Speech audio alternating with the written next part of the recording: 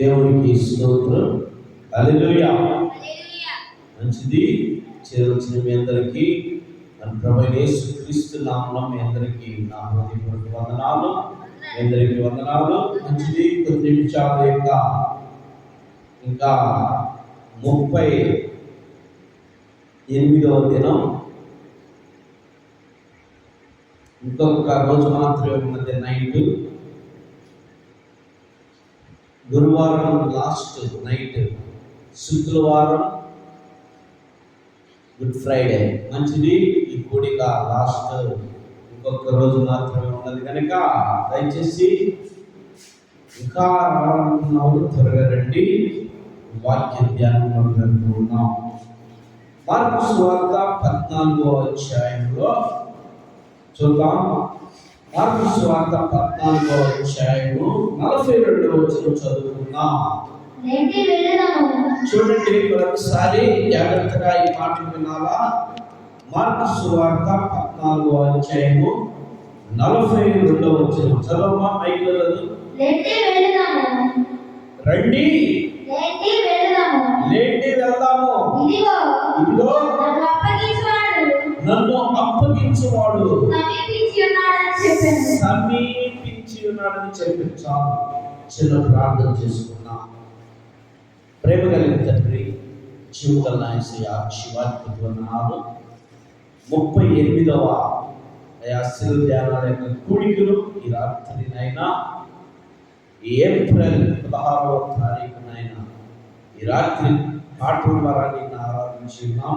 10 నిమిషాలు ఈ వాక్యం ద్వారా మేమునైనా ధ్యానపరచబోతున్నాం. ఈ వాక్యం మీరు ధ్యానం చేయవచ్చుగా అయా, నీ వాక్యం ద్వారా మమ్మల్ని అందరూ బలపరచమని ప్రార్థిస్తున్నాం. అల్పుడి నన్ను సిలుచాటు భద్రపరచుకోమని, నా నోరుని నోరుగా వాడుకోమని, విలుచున్న వారి హృదయంలోకి నీ మాటలు దూసుకుపోవడానికి సహాయం చేయమని యేసు నామములో వేడుకుంటున్నాం తండ్రి. ఆమేన్. మంచిది. మరొకసారి మనం ఈ మాటలో చదవగలిగితే చదవమ్మా. రండి మనం వెళ్దాము. ఇదిగో నన్ను అప్పగించువాడు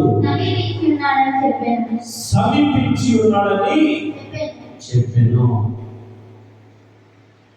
లేకండి మనం వెళ్దాము. లేకండి అన్నాడు. వాళ్ళు ఏమై ఉన్నారు వాళ్ళు? లేవండి అన్నాడు కదా, వాళ్ళు ఏమై ఉన్నారు? పడిపోయి ఉన్నారు, పరుగుతూ ఉన్నారు, పడిపోయి ఉన్నారు. దేనికి పరుగుతూ ఉన్నారు, దేనికి పడిపోయి ఉన్నారంటే నిద్ర మత్తులో.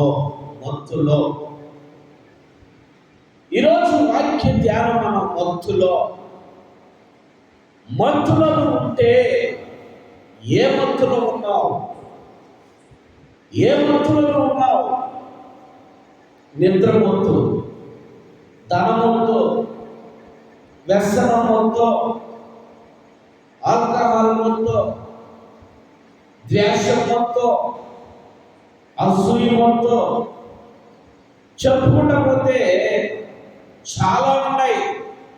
ఏ మత్తులో నువ్వు పడిపోయి ఉన్నావు? ఆయన శిష్యులు నిద్ర మత్తులో పడి ఉన్నారు, నువ్వే మత్తులో పడి ఉన్నావు. లేవండి మనం వెళ్దాం.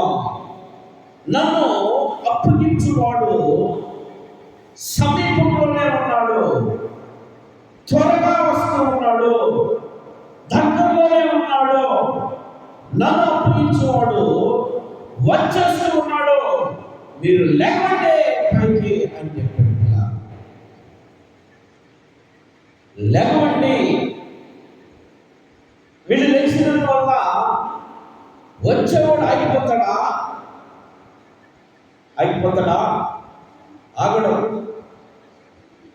మరి వీళ్ళు ఎందుకు వీళ్ళు లేవమన్నాడంటే, వీళ్ళు పడి ఉన్న స్థితి నుండి లేపడానికి ఆయన ప్రభువైన యేసుక్రీస్తు 2020 సంవత్సరాల క్రితం వచ్చి 33.5 సంవత్సరాలు భూమి మీద సంచరిస్తూ 30 సంవత్సరాలు ఆయన ఉన్న స్థలంలో ఉండి 3.5 సంవత్సరం ఆయన సువార్త ఆయన ఏ పని మీద ఈ భూమి మీదకి వచ్చాడో, ఎవరిని లేపడానికి వచ్చాడో, ఆ పడి ఉన్నటువంటి ఆ నిద్రమత్తులో ఉన్నటువంటి వారిని, ఆ పడి ఉన్నటువంటి వారిని లేవనెత్తడానికి ఆయన వచ్చి ఉన్నాడు.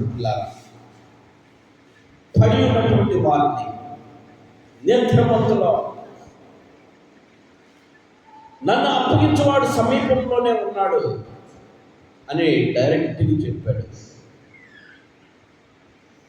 ఈరోజు నువ్వు ఆలోచన చేయి, నువ్వు ఏ స్థితిలో పడి ఉన్నావో. యేసుక్రీస్తు శ్రమ పడుతున్నాడు, సిలువేయబడుతున్నాడు, చనిపోతున్నాడు, మనం బాధపడదాం అని చెప్పట్లా ఈ వాక్యం. నేను యేసుక్రీస్తు శ్రమ పడుతున్నాడని చెప్పట్లా, యేసుక్రీస్తు సిలువైపోతున్నాడని చెప్పట్లా, యేసుక్రీస్తు రక్తం కారుస్తున్నాడని చెప్పట్లా, యేసుక్రీస్తు మళ్ళీ పెట్టుకుపోతున్నాడని చెప్పట్లా, యేసుక్రీస్తు చావబోతున్నాడని నీ కొరకు నా కొరకు చెప్పట్లా.